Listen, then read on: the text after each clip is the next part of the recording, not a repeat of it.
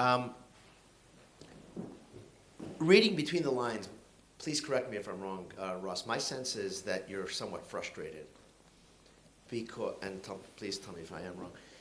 And the frustration, and maybe I'm reading this in a mirror sense, something that I'm frustrated with. So my reading of your talk is that you are a religious person. You have certain convictions. You grew up with a mom who, took you to these places. You were brought up in a house of faith, but you also went to Harvard and got a liberal arts education.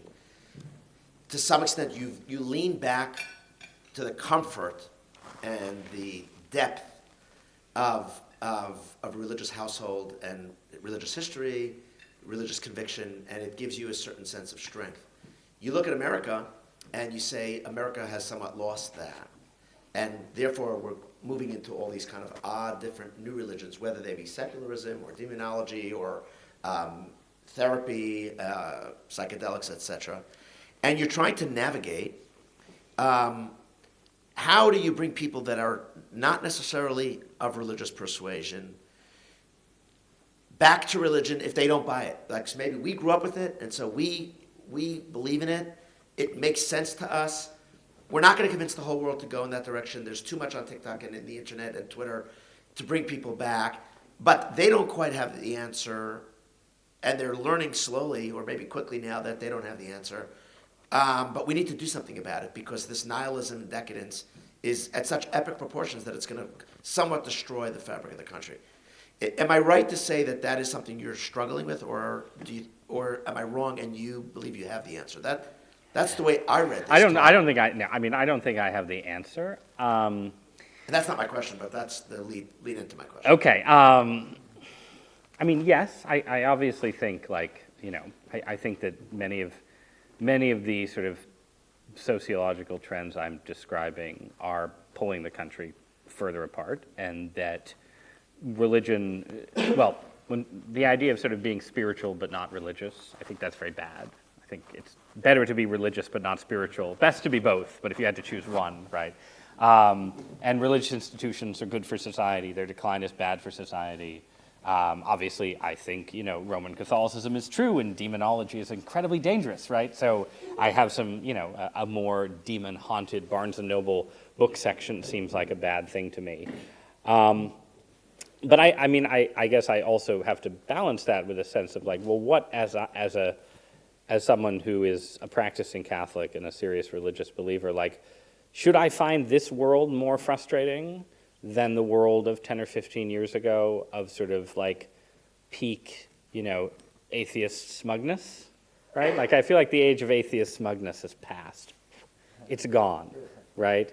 It failed, right? And in sort of obvious ways. And I guess I see, I do have the frustration you described, but it is balanced with a sense of sort of, there are a lot of interesting possibilities in a weird landscape, right? In a weirder landscape than in a landscape of, the clash of sort of boring ideas. There's sort of more scenario.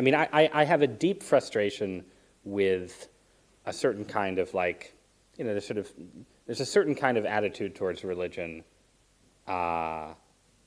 There's a certain kind of atheism that I find sort of intellectually embarrassing and ridiculous. As I have gotten older, I have become both slightly less dogmatic in my own Catholicism and much more dogmatic in my supernaturalism. I think atheism is just rubbish, obviously rubbish. And to the extent that Yale University, Yale Law School is filled with, And the New York Times. lovely, I'm not commenting on the New York Times on the record or off, but I am. But Yale Law School, right, is filled with, lovely, highly intelligent people who I think have just rubbish ideas about metaphysics, the nature of the cosmos, and the human place in the world, or self-contradictory ideas, right? And that is frustrating.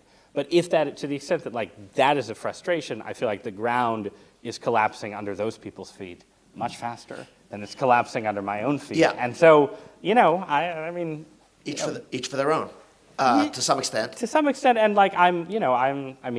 to be a Christian is to be a providentialist, right? So, it's all going to work out in the end. Right. So I just want to suggest I share the sentiment of the frustration, and which is why I really appreciated what you had to say, what you said tonight. You're identifying it, you're bringing it to light, and you're not going all the way to the end and saying, look, the answer is come to the church. And you didn't say that tonight because you're speaking to a crowd of Yale students as a writer. You're not a member of with our elder brothers in faith. Yeah, that's okay. But that's okay. I would tell people to come to the synagogue. So, but that we can have another conversation. But I that's a Friday night conversation. Yeah, that's exactly. I think. But here's what I do want to say. Here's what I do want to say. For those of us in the room that do have strong religious convictions and are active in our religious communities, that is the premise and the foundation on which we live our lives. Everything else comes after that. And there are many of us here tonight, many of us in the world around us, even in the liberal arts, higher education institutions. Then there's the majority which are not. And for those of us inside the religious community, we look out and we say, yeah, but the world has so much pain, so much suffering. Everybody's in therapy, everybody's in meds, including religious people, but much more so in the secular, nihilistic world. And so what's the answer? One answer is to promote our religions, proselytize religions or not. Another is to find bridges and to find conduits and conversations. Both of those tasks are Herculean. I want to suggest something a little bit novel. And maybe something, I don't want to say compromising, but something that may be the small g you talked about.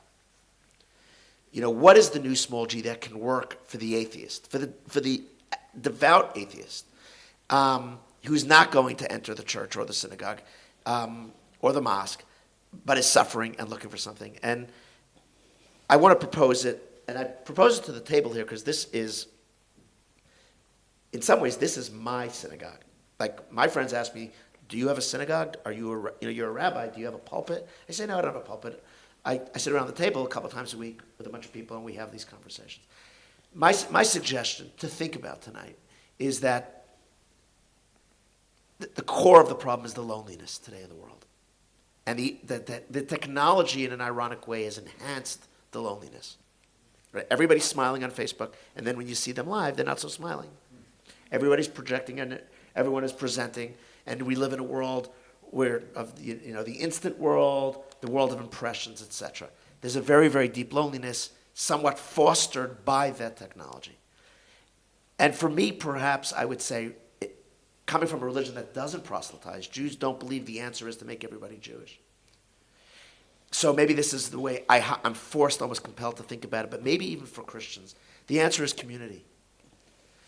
The answer to America's mental crisis is to foster community, to foster dialogue, to foster conversation, to, irrespective of religion, come to terms with the oneness of humanity and the ability for all of us to sit down in person regularly and talk to each other and realize how similar we actually are and how we actually deal with so many of the same things. And that itself, that experience itself, is a form of spirituality.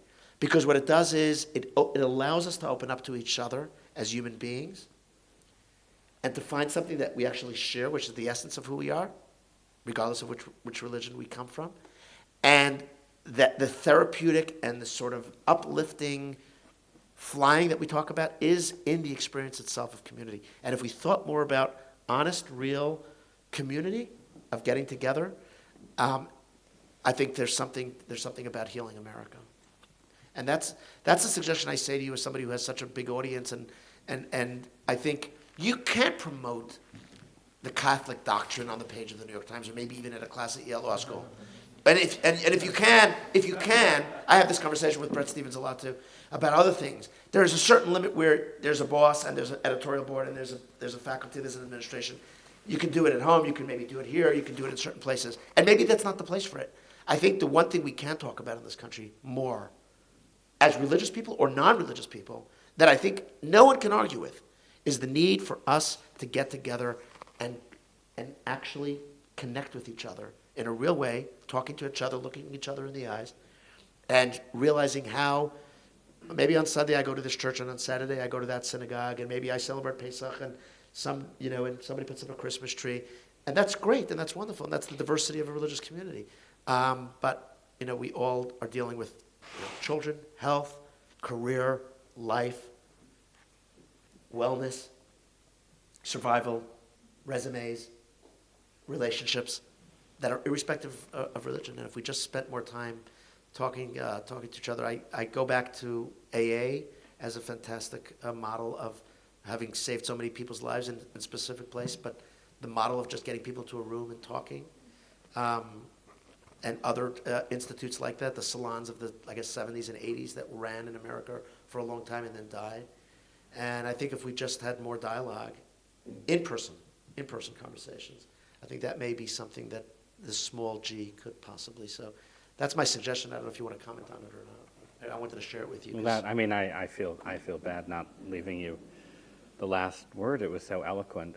But before I exit, on a practical level, I endorse everything you just said, especially.